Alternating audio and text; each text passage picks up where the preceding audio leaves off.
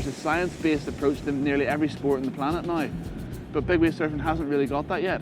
The amount of times people have asked me, how fast are you going down that thing? I don't actually know. And also the impact and the forces I'm dealing with when I fall off, I want to know what that is, and can we train to survive those better? I'm headed to Dundalk to meet a company called Stat Sports. They have a little GPS type device that they use in football, NFL, rugby, and I want to see if they can help me develop further what I do in big wave surfing. What sort of stuff can you measure for me on this then? We might actually just show you a bit of some of the software just to let you see exactly. See it all, yeah. This figure here that we have, we call it collision load rather than impact. It takes into account the speed that you enter into a collision or an impact, and then it takes into account the duration of the impact as well. Like probably in rugby, like we'd classify anything over 11, 12 as a big collision load. It'll be interesting to see if what sort of G-force. Yeah, it will be, definitely. It just brings more science to the whole thing of big wave surfing, and I think a lot of people think of big wave surfers as, you know, extra crazy surfers, and it's not that at all. Yeah, there's a few screws loose here and there, but it's calculated madness, you know, and I think this adds a lot of depth to it that hasn't been done yet.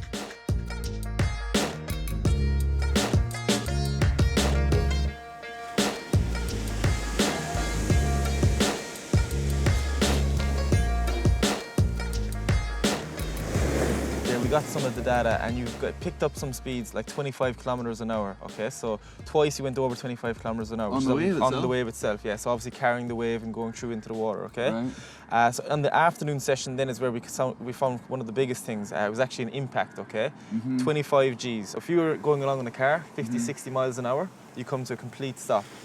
That's 25 Gs going through your body. Yeah. So it's a car crash essentially. And that wasn't even a big wave. That was a small wave. That was roughly around 18 to 20 feet. Like, so that was one of your smaller waves. Yeah. So. I remember actually being in the tube and that and coming to the end, it like hit me. Yeah. I remember feeling that underwater, the impact. And that was the one.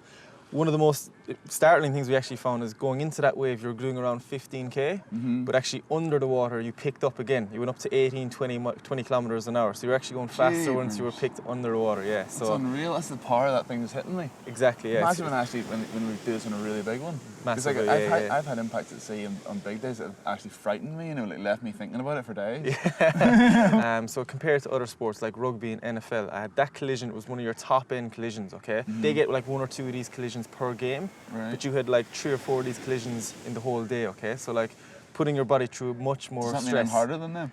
I'd like to put you into a training session and you could be like a punch bag or something for them. But yeah, so you're putting your body through the same kind of stresses that these rugby players and NFL players would train for on a daily basis. Right. So pretty big stuff, a lot of stress going through the body, yeah. So your highest heart rate was actually 180 beats per minute, okay? So for a big man like yourself, that's quite high. And during the whole session, you were 17 to 18 minutes in red zone. So red zone is working above 85% of your max, okay? Right. So it mightn't seem like a lot, but that obviously is a lot out in the water, doing a lot of paddling, you're jumping up on the board, you're taking collisions all the time.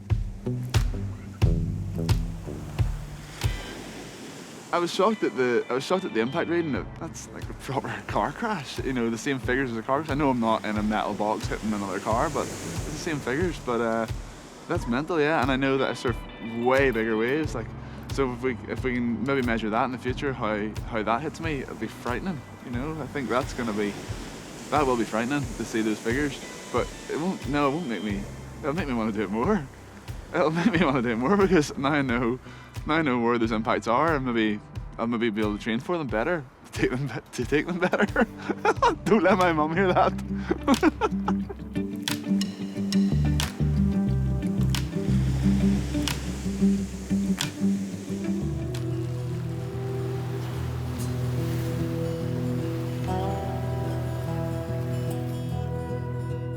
Big wave surfing is dangerous. You know, there's no two ways about it.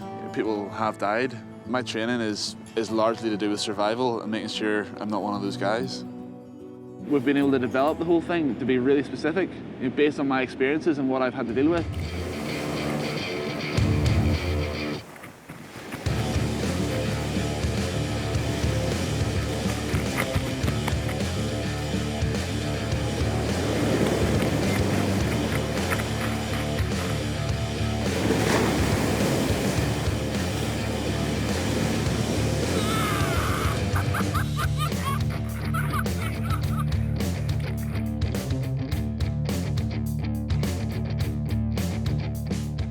kind of preparation I'm doing at the minute, specifically for big wave surfing, it's trying to replicate the scenarios that happen at sea.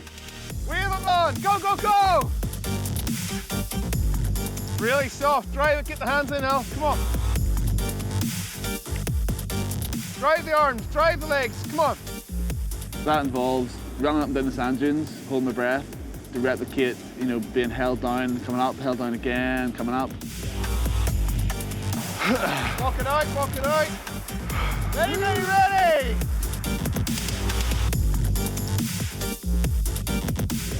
Oh, busted, my legs are wobbly. It's funny how it's not always by holding your breath, it's like, it's all, your whole body starts to shake and go rubber, you know? Slow, steady, slow, steady, slow, steady. It involves going into the harbour. We do the same sort of thing where I deplete all my energy by scrambling away from Ricky on my board, and then I go underwater, I hold my breath for a period of time, come up. I do that again, again, again. So that happens like 10 times in a row. So I'm replicating the environment I'm in on a big day, trying to control my panic, get me as used to that environment as possible, so that on a big day there is no panic. I'm not underwater going, trying to get air, you know. Whenever you're being multiple held down, whenever you're coming up, you're only going to have a few seconds to be able to get some more air in before the next one comes along.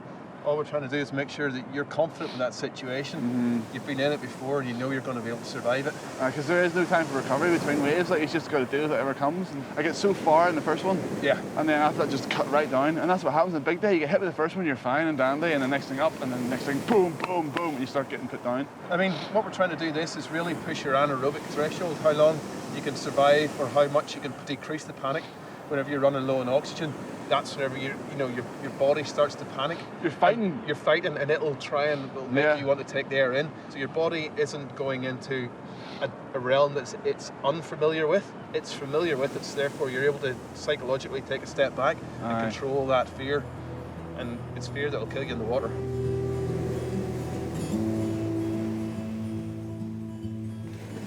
In the gym, we do stuff mainly for strength and core stability, power.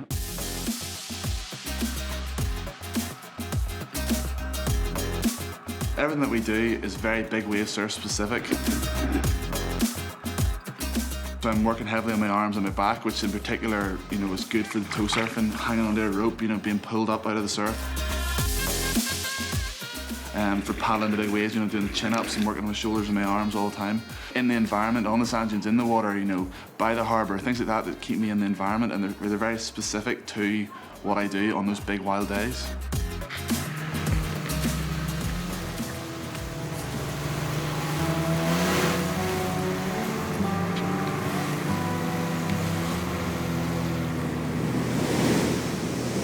Most of the preparation I do is all physical, but in being physical, it prepares me mentally.